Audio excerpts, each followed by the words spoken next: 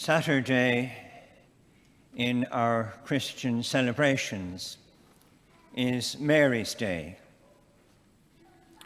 There are many reasons why Saturday is called Mary's Day, and one of the main reasons is because of the gospel reading that we have just heard.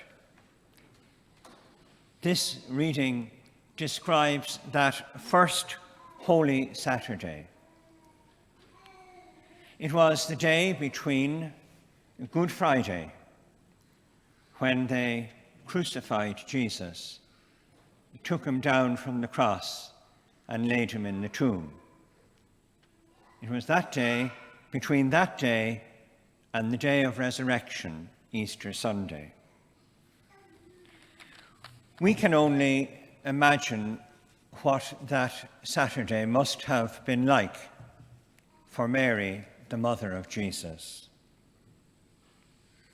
A day of great loneliness, a day of grief, of pain and emptiness.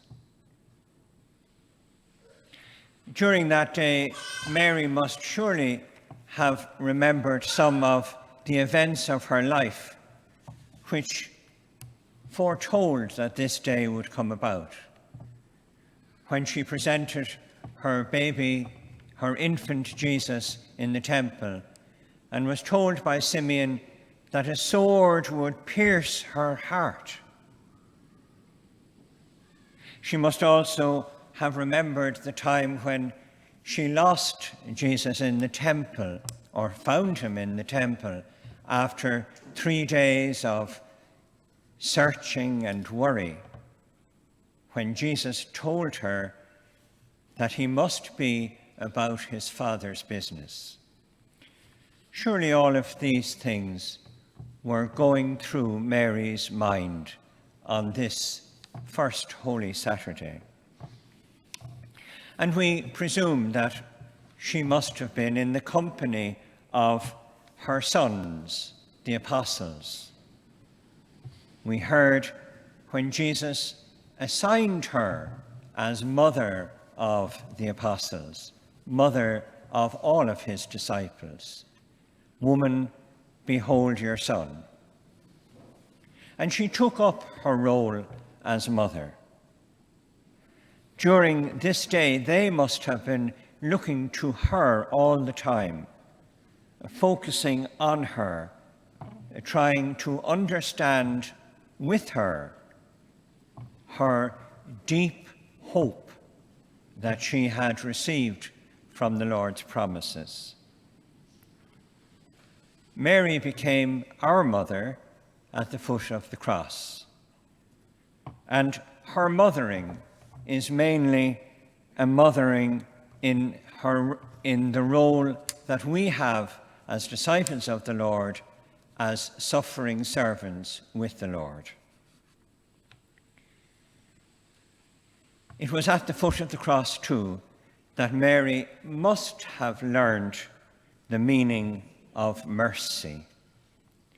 When she heard her son Jesus in his last moments saying, "Father, forgive them, for they do not know what they are doing."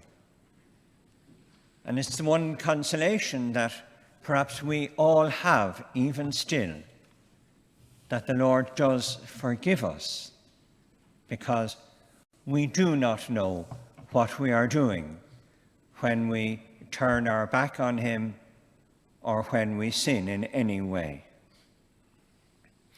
And when Jesus is taken down from the cross and laid in the arms of his mother, surely her suffering, her pain must have been exaggerated at that time.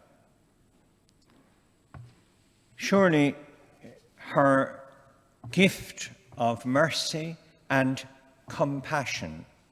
I think the word compassion probably fits Mary better than mercy, because she is the one who is with us in our suffering and in our pain.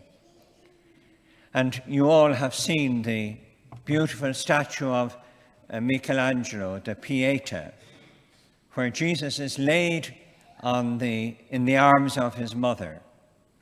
And significantly, Michelangelo created the figure of Mary to be twice the volume of the figure of Jesus, saying something to us about just how strong this woman was in bearing suffering and in exercising compassion. So that first Holy Saturday, they waited. The apostles waited full of fear, full of disappointment, full of anger and pain, and perhaps with feelings of revenge. They also surely must have felt a certain despair. And that is where they relied on Mary, relied on her who was full of faith and was a model of hope. Mary is convinced from the depths of her being that the Lord is full of mercy from age to age on those who revere him.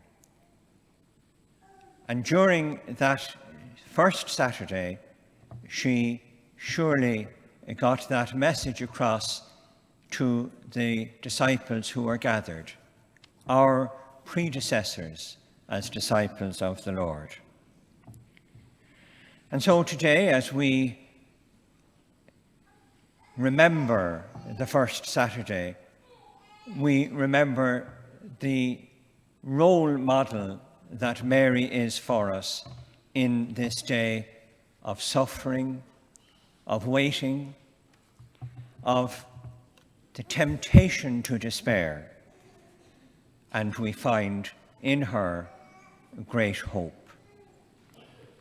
She taught the apostles in the midst of their anger, in the midst of the horror of the crucifixion, that they should imitate her and become instruments of mercy. That is what we learn from her today, and that is the virtue that we pray will be ours on this day as we walk with her in this holy place of Walsingham.